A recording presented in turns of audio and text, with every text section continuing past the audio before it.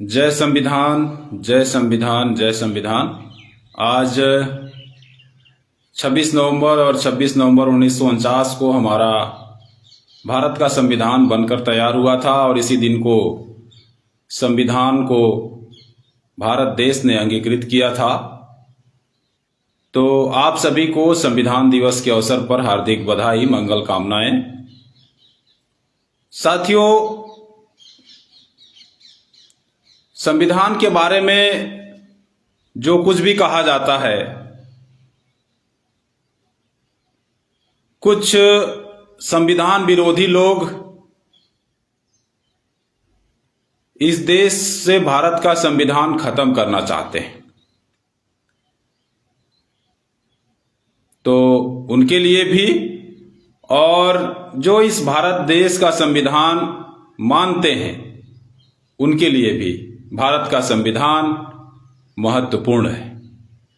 तो साथियों, आज संविधान दिवस के अवसर पर हम अपने पूर्वजों को याद करते हैं, अपने महानायक महावीरों को याद करते हैं, महानायिकाओं को याद करते हैं, समाज के समाज सेवकों को याद करते हैं और अपने गुरुओं के साथ साथ अपने माता पिता को भी याद करते हैं, नमन करते हैं, अभिवादन करते हैं। साथियों, संविधान दिवस आखिर भारत का संविधान है क्या जो इतना महत्वपूर्ण है, और जो लोग संविधान दिवस आज मना रहे हैं उसके पीछे लॉजिक क्या है?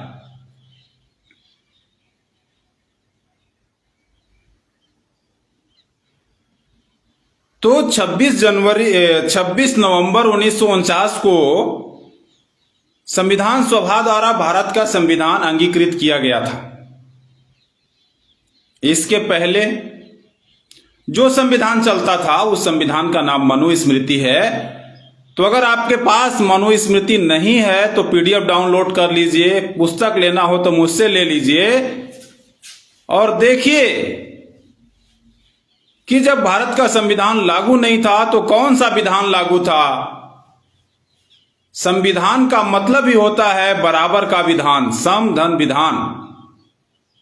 और जो पहले विधान लागू था वो आस्था, पाखंड और अंधविश्वास पर आधारित था, लेकिन भारत का संविधान समता, स्वतंत्रता और बंधुत्व पर आधारित है। इसलिए आप सबको संविधान पढ़ना चाहिए। तो साथियों, संविधान के बारे में हम बात करें तो भारत देश का संविधान विश्व में जितने भी देश हैं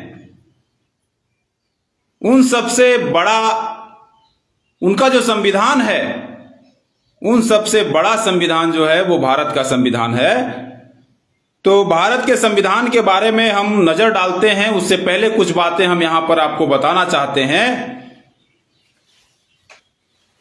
कि यह भारत का संविधान हमारे देश का सर्वोच्च कानून है और भारत का संविधान 26 नवंबर 1949 को अपनाया गया था। इसे 26 जनवरी 1950 को पूरे देश में लागू किया गया था।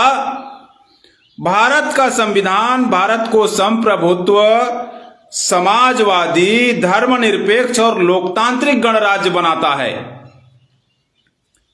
भारत का संविधान प्रत्येक नागरिक को समता, स्वतंत्रता और बंधुत्व का अधिकार देता है। न्याय जैसे मौलिक अधिकारों की गारंटी देता है भारत का संविधान, और यह उनके कर्तव्यों को भी रेखांकित करता है जो हमें एक मजबूत राष्ट्र बनाने में मदद करता है।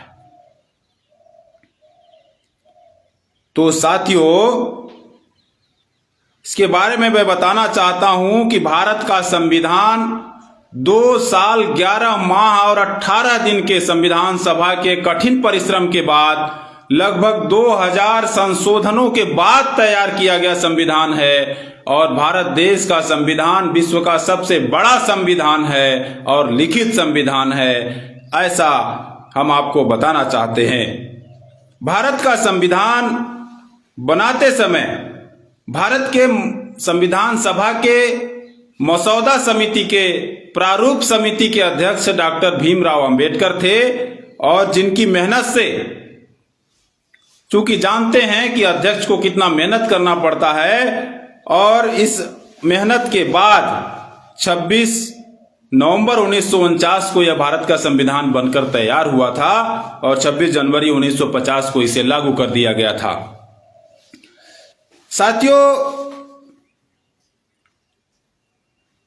हम बात करते हैं भारत का संविधान की, तो भारत के संविधान में मौलिक अधिकारों में समानता का अधिकार, स्वतंत्रता का अधिकार, धर्म की स्वतंत्रता का अधिकार, सांस्कृतिक और शैक्षिक अधिकार, शोषण के विरुद्ध अधिकार और संवैधानिक उपचारों का अधिकार, ये अपने अधिकार संविधान में समाहित है। इसलिए भारत का संविधान महत्वपूर्ण है।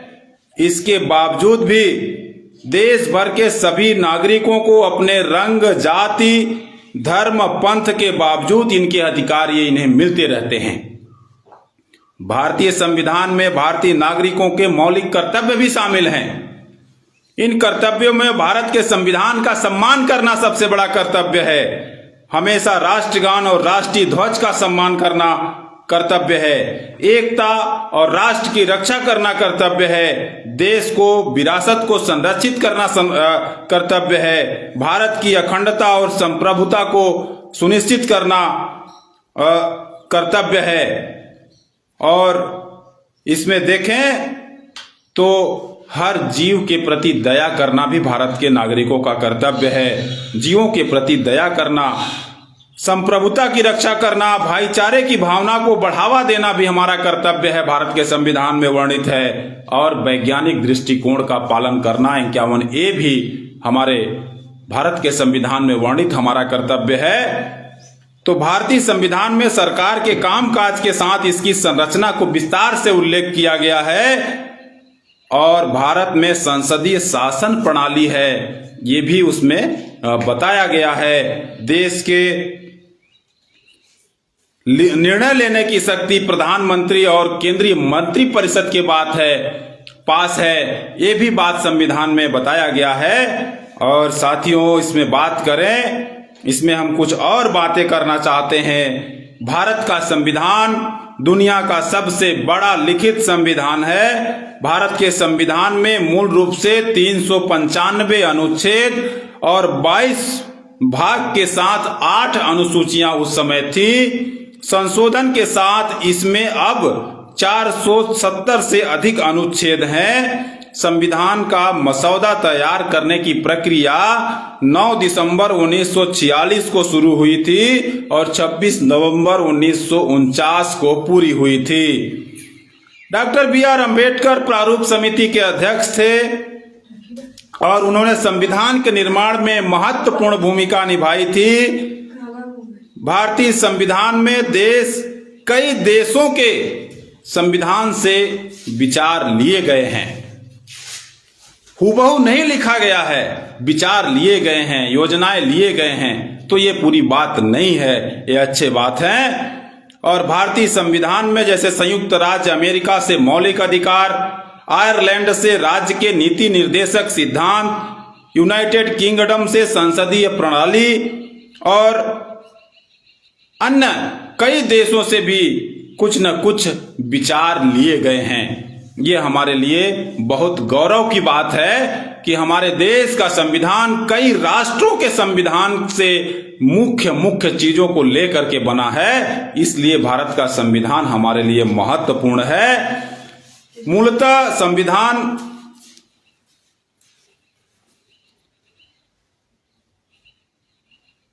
जो अपना संविधान है, उस संविधान में अब तक 100 से ज्यादा संशोधन किए जा चुके हैं। ये हमारे लिए दुख की बात है, क्योंकि हम जैसा संविधान था वैसा ही संविधान हमें लागू करना चाहिए था। लेकिन शासन, प्रशासन और सरकार में बैठे हुए लोग कहीं न कहीं संविधान के प्रति हेय दृष्टि से देखते हैं और उस संविधान को दिन प्रतिदिन बदलते रहने का ख्वाहिश रखते हैं। यहां तक कि एक भारतीय जनता पार्टी के हेगड़े मंत्री ने यहां तक कहा कि हम संविधान बदलने के लिए ही सत्ता में आए हैं, तो इस तरह की बातों को करने वालों को कटघरे में खड़ा करना चाहिए, जेल में ठूस देना चाहिए।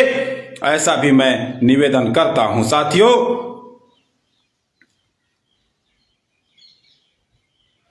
साथियों, हमें देश के संविधान के बारे में बहुत सारी बातें